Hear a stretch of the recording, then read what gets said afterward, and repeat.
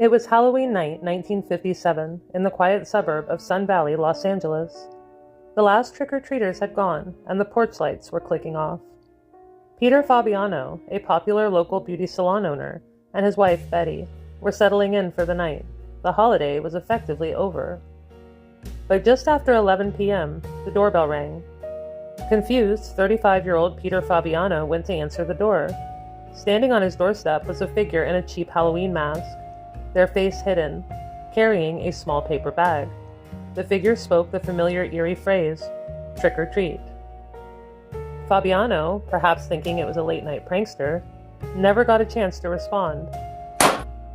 The person on the porch suddenly pulled a gun from the bag and shot him in the chest at point-blank range. The costumed killer fled into the darkness, leaving Peter dead in his doorway. Police initially suspected a robbery gone wrong or a completely random act of holiday violence.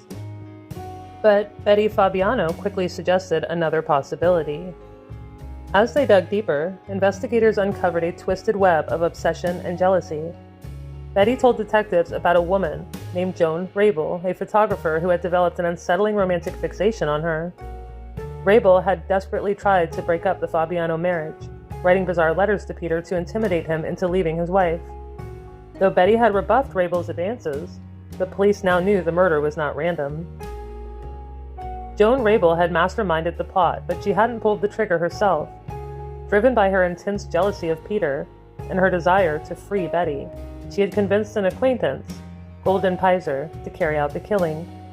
Rabel fed Pizer lies, telling her that Peter was an abusive, dangerous man who had to be stopped. Manipulated and misguided, Golden Pizer agreed to the murder. Rabel drove to her house, and it was Pizer wearing the mask of a trick-or-treater who fired the fatal shot.